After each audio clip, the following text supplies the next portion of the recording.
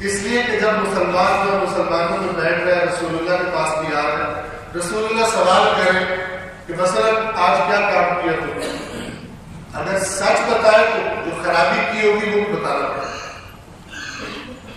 جو لوگ اپنے دفتر میں یا اپنے کاروبار میں یا اپنے ماں باپ کے ساتھ یا اپنے ٹیچرز کے ساتھ جھوٹ کا سہارا لیتے ہیں بچنے کے لیے، اپنے آپ کو بہت چالاک سمجھتے ہیں کہ میں تو بچ گیا جھوٹ بول کر، لیکن اس کی بہت بڑی قیمت دے رہے ہوتے ہیں اللہ سے دوری کی شکل میں، اور بے ایمانی اور کرپشن کے پودے کو اپنے اندر درخت بنا لیتے ہیں، ان کی شخصیت کا حصہ بن جاتا ہے اور اپنے آپ کو بڑا اوور کلیور اور اسمارٹ سمجھتے ہیں کہ ہم تو پکڑے نہیں جاتے.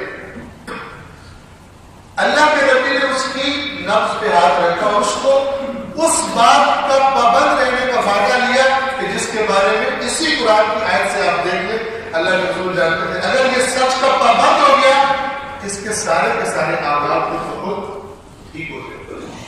یہ میں نے آج اس لیے کہ گزشتہ دنوں میں 12 ربیع الاول سے 17 ربیع الاول تک ایام رسول اللہ سے منسوب تھا. آیا آپ اپنا سکتے وعدہ کر سکتے اپنے آپ سے کہ آج کے بعد سچ بول رہے،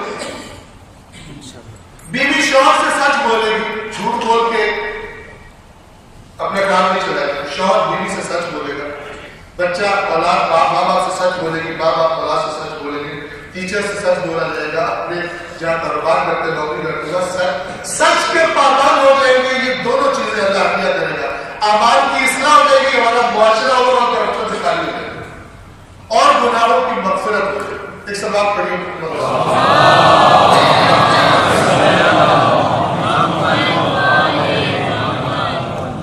ایک اور نقطہ اسی سچائی اور صداقت کے بارے میں آپ کی توجہ کروانے کے لیے یاد رکھیے اللہ کے رسول میں اعلان نبوت سے پہلے ساری اچھی صفات موجود تھی.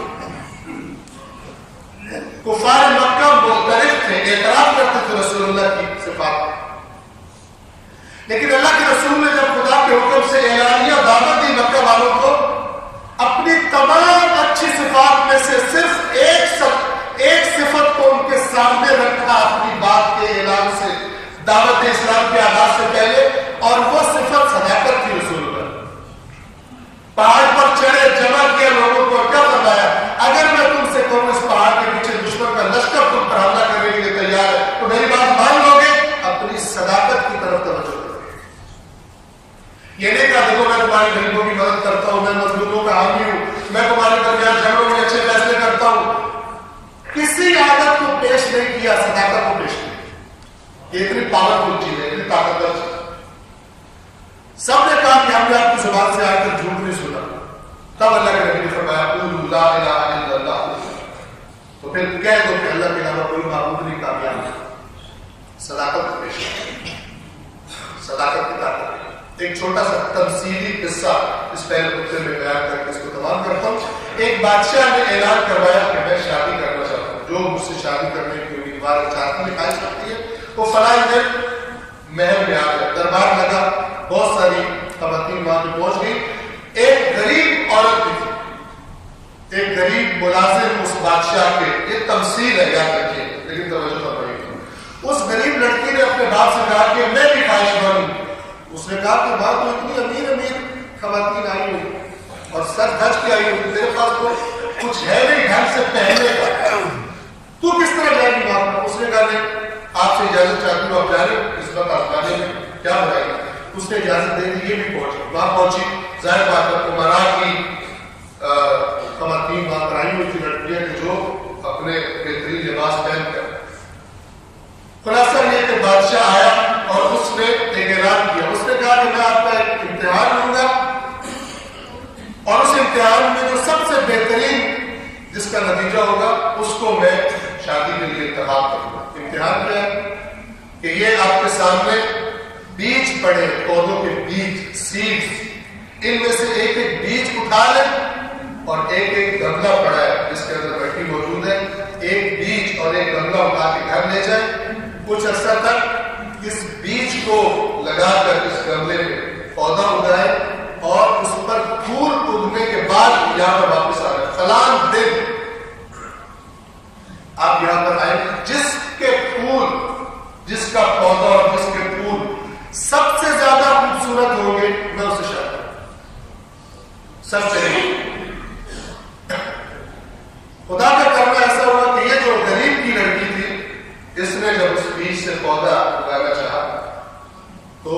وہ بیج خراب نکلا اور پودا ہوگا ہی نہ پودا ہوگا نہ پھول ہے. اور جب وہ دن آیا کہ ان سب نے جانا تھا اس کے دربار میں, اور یاد رکھیے یہاں سے بات کہ ہم نے بھی ایک بڑے بادشاہ کے دربار میں جانا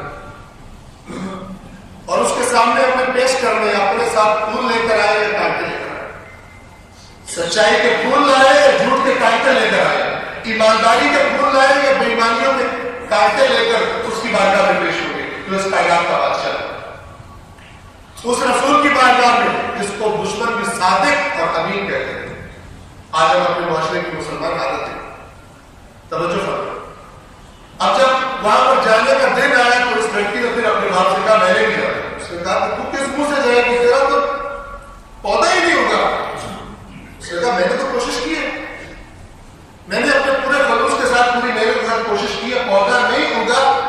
اس نے میرا رسول بھی لیکن میں جاؤں گا, مجھے اجازت ہے. اس نے اجازت دے دی, یہ بھی چلی.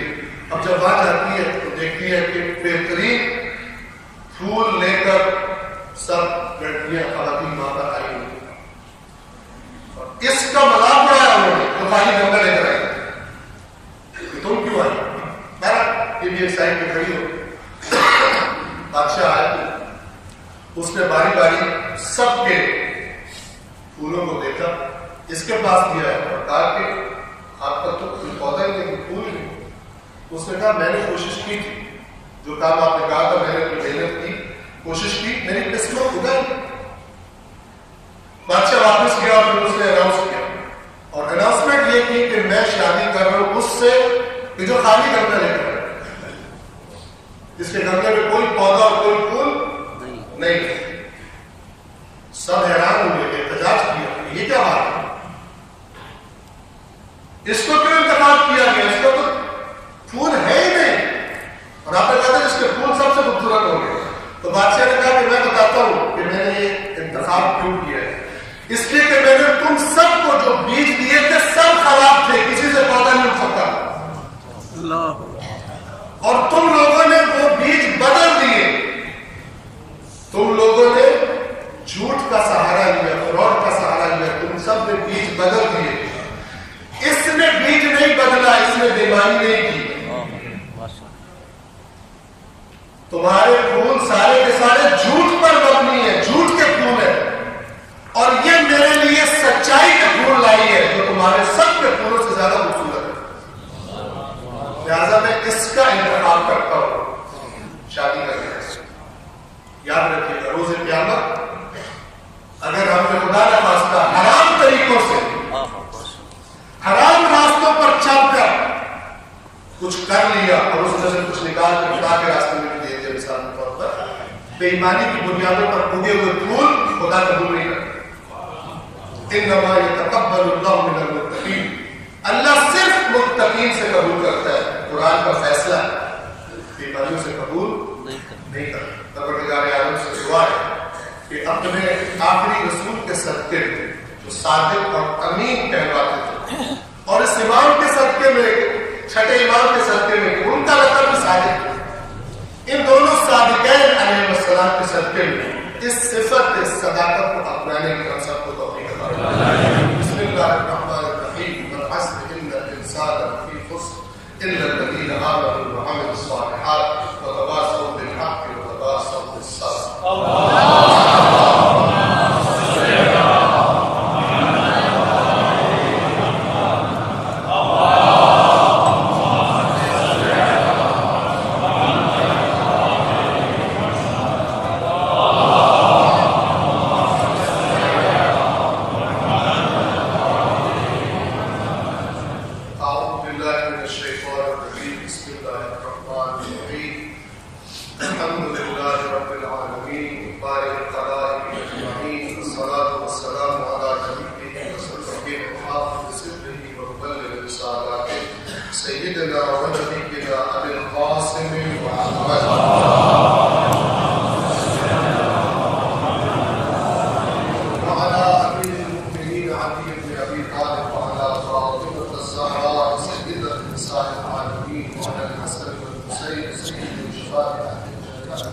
وعلي بن الحسين ومحمد بن علي وجعفر بن محمد وموسى بن جعفر وعلي بن موسى ومحمد بن علي وعلي بن محمد والحسن بن علي والخلف الغالب المهدي المنتظر صلوات الله وسلامه عليه أجمعين. اللهم اغفر للمؤمنين والمؤمنات والمسلمين والمسلمات الأحياء منهم والأموات.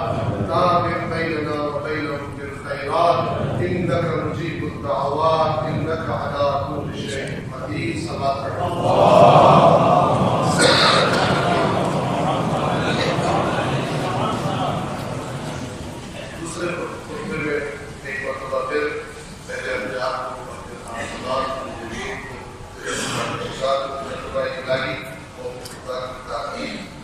نصیحت کرتا ہوں بالخصوص اپنی زندگی میں اپنے اعمال سچائی کو اپنانے. ہم نے گزشتہ دنوں میں جو جشن منائے ہیں صادقین دو سچوں کے نام سے جشن مناتے ہیں. حق بنتا ہے کہ جس لقب سے ہم ان دو بزرگوار ترین ہستیوں کو یاد کرتے ہیں لقد کان لکم فی رسول اللہ اسوۃ حسنہ. یقیناً تمہارے لیے رسول اللہ کی زندگی میں اسوہ حسنہ لمن کان یرجو اللہ والیوم الآخر. اس کے لیے جس کو اللہ سے ملاقات کی امید, جس کو قیامت کے دن کی امید ہے. وذکر اللہ کثیرا, اور وہ اللہ کو کثرت سے یاد کرتا. اس کے لیے رسول اللہ کی زندگی حتماً اور یقیناً اسوہ قرار ہے. اور بہترین کام ایک کام جو ہم کریں انشاءاللہ صداقت کو اپنانے کی کوشش کریں. اللہ ہمارے اعمال کی اصلاح کرتے ہیں. اجتماعی طور پر جب لوگ یہ کام کریں گے ہمارا معاشرہ کہ جو بدترین بےایمانی اور کرپشن کا شکار ہے نیچے سے لے کر اوپر تک, اللہ تعالیٰ اس کو کرپشن سے نجات دے. توجہ فرمائیں, چند مناسبات ہیں لیکن وقت کو مد نظر رکھتے ہوئے میں پہلے صرف نام لیتا ہوں. 20 ربیع الاول بعض روایات کے مطابق وہ دن ہے کہ جس دن حضرت داؤد کے ہاتھوں جالوت قتل ہوا. جالوت ایک ظالم بادشاہ تھا. بنی اسرائیل پر اس میں بہت سارے ظلم کیے. اللہ تبارک و تعالیٰ نے کہ حکم سے اس زمانے کے نبی جن کا نام سموئیل بائبل میں آیا ہے ان سے مطالبہ کیا گیا. انہوں نے اللہ کے حکم سے طالوت کو ان کا بادشاہ انتخاب کیا اور طالوت اپنے لشکر کے ساتھ جالوت کے مقابلے پر آئے. بہت طاقتور لوگ تھے وہ. بہت سارے لوگوں نے طالوت کے لشکر میں ان سے لڑنے سے انکار کر دیا, لیکن جو حقیقی مومن تھے انہوں نے جنگ کی اور اللہ تبارک و تعالیٰ نے فتح دی. حضرت داؤد کے ہاتھوں سے جو جالوت تھا یہ قتل ہو گیا. 21 ربیع الاول تاریخ ہے. بعض روایات کے مطابق قوم لوط پر جب اللہ کا عذاب آیا. آپ کو معلوم ہے قوم لوط ایک ایسی گندی حرکت کیا کرتے تھے جو قرآن کے مطابق ان سے پہلے کسی قوم نے نہیں کی, اور وہ اس کی طرف میں اشارہ کرنا ضروری سمجھوں گا اس لیے کہ آپ میں سے جو خبر رکھنے والے لوگ ہیں ان کو معلوم ہوگا, ان کو نہیں معلوم وہ بھی جانتے ہیں. ہمارے ملک پاکستان کے بہت سارے تعلیمی ادارے اور خاص طور پر وہ تعلیمی ادارے کہ جہاں عام طور پر امیر لوگوں کی اولادیں پڑھتی ہیں. میں نام نہیں لینا چاہتا لیکن پورے پاکستان میں یہ بات اس لیے کر رہا ہوں کیونکہ وہاں جو بچے پڑھ رہے ہیں ان کالجز میں ان یونیورسٹیز میں یا ان حد تک اسکولز بہت نچلے لیول سے بڑے منظم طریقے سے یہ کام کیا جا رہا ہے.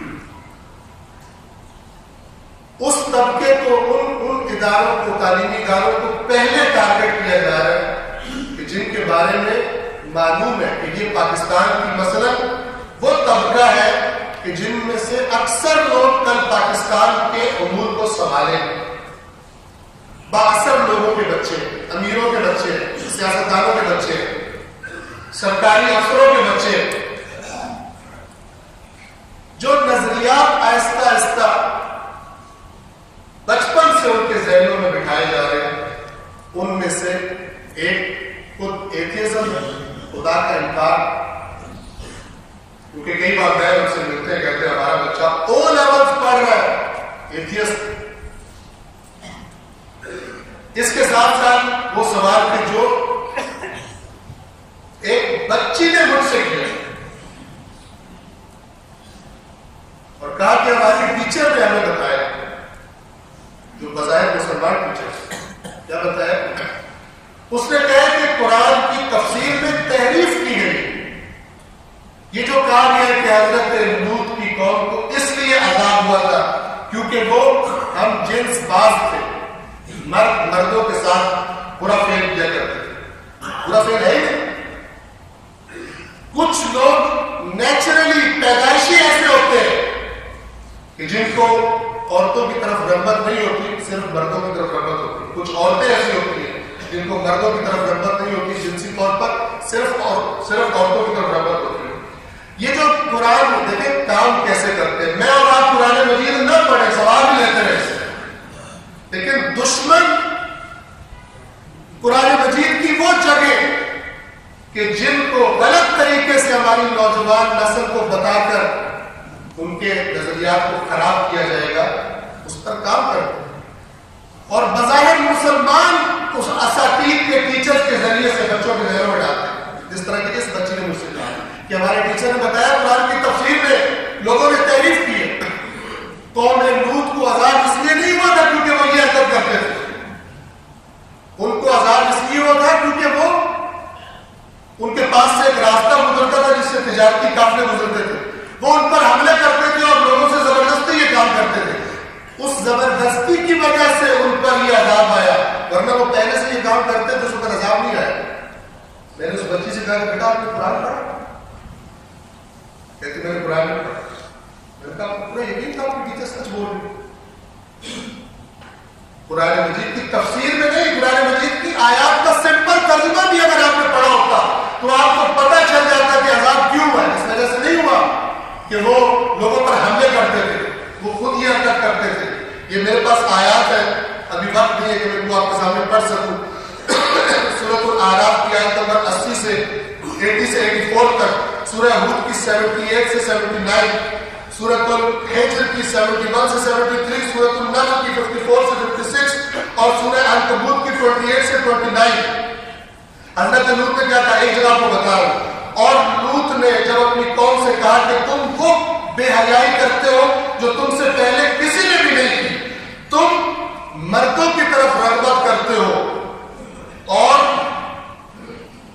عورتیں جو اللہ نے تمہارے لیے حلال کی ان سے دوری کر اپنی شہوت کے لیے مردوں کی طرف آتے. قرآن مجید نے یہ نہیں کہا کہ تم لوگوں پہ حملے کر دو. فرمایا کہ یہ میری قوم کی بیٹی ہے، یہ تمہارے لیے حلال ہے، تم یہ حرکت کیوں کرتے؟ یہ زیادہ مذاق غلط ہے. لیکن میں آپ کی خدمت میں عرض کروں گا کہ اگر والدین یہ غیر ذمہ داری کریں گے، یہ تو ہمیں شوق ہے کہ ہمارے بچے بہت اچھے ہیں جن کو ہم بہت اچھے ادارے کرتے ہیں، پڑھے ضرور پڑھائیں، میں تو ادارہ نہیں کر رہا، لیکن ان اداروں میں بعض ٹیچرز کی شکل میں جو ابلیس ہے، جو خود بھی بے دین ہو چکے ہیں اور مغرب سے اس حد تک متاثر ہے کہ اپنا دین بھی چھوڑ چکے ہیں، یہودی ٹریک پر چل رہے ہیں کہ جس طرح قرآن یہودی علماء کے بارے میں بتاتا ہے کہ بے دین ہو چکے تھے، اللہ کے رسول کا انکار کر دیے تھے. اس ٹریک پر جو لگے ہوئے ان سے اپنے بچوں کو بچائیں. اگر آپ اس ماحول میں جھونک رہے ہیں اپنے بچوں کو اور چارہ نہیں ہے آپ کے پاس، تو پھر آپ یہ بھی دیکھیں کہ آپ اپنے گھر میں اس کمی کو پورا کریں. کم از کم اللہ کی کتاب کو اپنے بچوں میں کلیئر کریں، ورنہ قیامت کے دن خدا متعال پکڑے. اور یہی بچے تھے جن پر آپ نے اتنا خرچ کیا کہ ان کی ذریہ بہترین ہو جائے، یہی بچے آپ کے گریبان پکڑیں گے کہ اگر ہم بے دین ہوئے تھے ہمارے والدین کی دنیا پرستی. میں نہیں کہتا کہ آپ نہ پڑھائیں، لیکن اپنی آنکھیں اور کان بھی کھلے رکھیں. کہ میں اس لیے کہہ رہا ہوں کہ پچھلے چند ماہ میں کئی والدین اس پرابلم کا ذکر کر چکے ہیں کہ ہمارا بچہ ہے وہ خدا کا انکار کرتا ہے، ہمارا بچہ وہ کہتا ہے یہ تو انسان کا بنیادی حق ہے، عورت چاہے عورت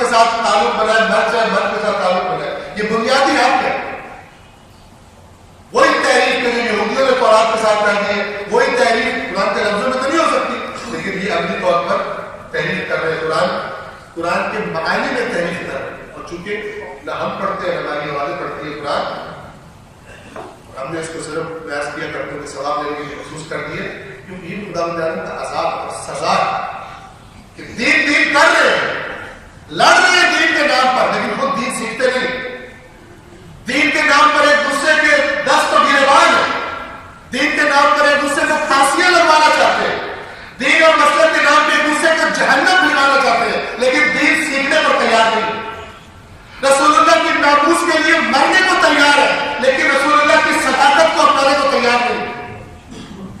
جھوٹ ہماری زندگیوں میں زیادہ نظر آتا ہے نسبت سچائی.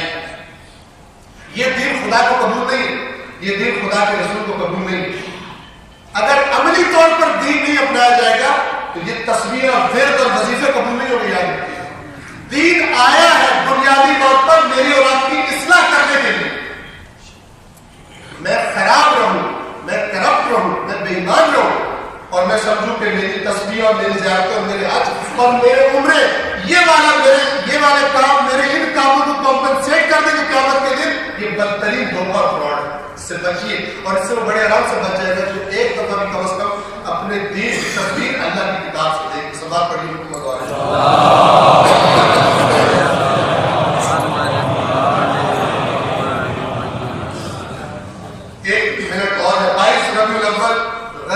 بنی نذیر یہودی کے جن سے رسول اللہ نے معاہدہ کیا تھا.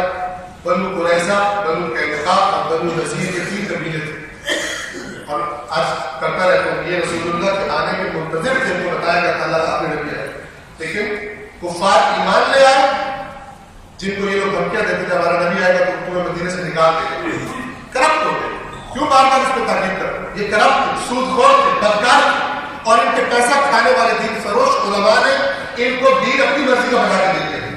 کرپٹ ہو گئے تھے. جب رسول اللہ آئے کفار ایمان لے آئے, ان کو ملا کر اپنی غداریوں اور خیانتوں کی وجہ سے مدینے سے نکلنا پڑا. ماشاءاللہ. ان 3 قبیلوں میں سے ایک بنو نذیر ہے. غزوہ بنو نذیر 4 ہجری 22 ربیع الاول کو یہ غزوہ پیش آیا تھا.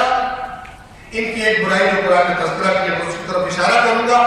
آج اسی برائی میں مسلمان امت اس کا شکار ہے. ان کی برائیاں پہلے جز میں قرآن کی اللہ نے بیان فرمائی ہے. ایک برائی کی یہ تھی کہ اللہ نے ان سے عہد لیا تھا کہ تم اپنے لوگوں کو, اپنے جیسے یہودیوں کو قتل نہیں کرو. یہ بہانے انہوں نے کیا کیا ہوا تھا, ایک یہودی قبیلہ ایک کفار کے قبیلے کا اتحادی بنا ہوا تھا, دوسرا یہودی قبیلہ دوسرے کا اتحادی بنا ہوا تھا. اپنے اتحادیوں سے مل کر اپنے مومنوں کو مارتے تھے, یعنی یہودیوں کو مارتے تھے. آج مسلمانوں میں شباب پائی جاتی ہے. کفار کے اتحادی ہیں, یہود کے اتحادی ہیں, امریکہ کے اتحادی ہیں. فلسطین میں مسلمانوں کو ماریں گے, یمن میں مسلمانوں کو ماریں گے, مختلف جگہوں پر آپ دیکھیں. کشمیر مظلوم, کشمیر میں ہمارے مظلوم بھائی اور بہنیں جو ظالم ان پر ظلم کر رہے ہیں, ان کے ساتھ تجارتی معاہدے کیے جا رہے ہیں. اس کا جو وعدہ کیا ہے اللہ نے قرآن میں, اور قرآن نہیں بدل سکتا. قرآن نے فرمایا تم بعض باتیں خدا کی مانتے اور بعض کا انکار کرتے ہو تو یاد رکھو دنیا میں بھی ذلیل کروں گا تمہیں اور آخرت میں بھی شدید ترین عذاب دوں گا. ان مسلمانوں کو یہ حرکتیں کرتے ہیں جو بات اپنے مفادات سے ٹکراتی ہے اس میں دین کو پیچھے کر دیا, اور جو بات مفاد سے نہیں ٹکراتی تسبیح ہاتھ میں پکڑ دی, حج اور عمرے پر چلے گئے کیونکہ ہمارے مفاد سے نہیں ٹکرا, کمپنسیٹ کرنے کی کوشش کی. خدا فرماتا ہے دنیا میں بھی ذلیل ہوگی, آخرت میں بھی عذاب کا شدید ترین. وَمَا اللَّهُ بِغَافِلٍ عَمَّا تَعْمَلُونَ. جو تم عمل کر رہے ہو خدا سے غافل نہیں, جو تم کرپشن کر رہے ہو, اپنی مرضیاں کر رہے ہو, دین میں خدا سے غافل نہیں ہے. آج آپ دیکھ لیں کیا ادھر سے مظلوم کشمیریوں پہ ظلم جو لوگ کر رہے ہیں ان کے ساتھ مادی مفادات کے لیے, چونکہ ہندوستان منڈی بہت بڑی ہے, ان کے ساتھ معاہدے کیے جا رہے ہیں, ان کو بڑے بڑے میڈل اور تمغے دیے جا رہے ہیں. ان سے کوئی امید رکھے کہ یہ مثلا کشمیریوں کے بارے میں ہیلپ کریں گے.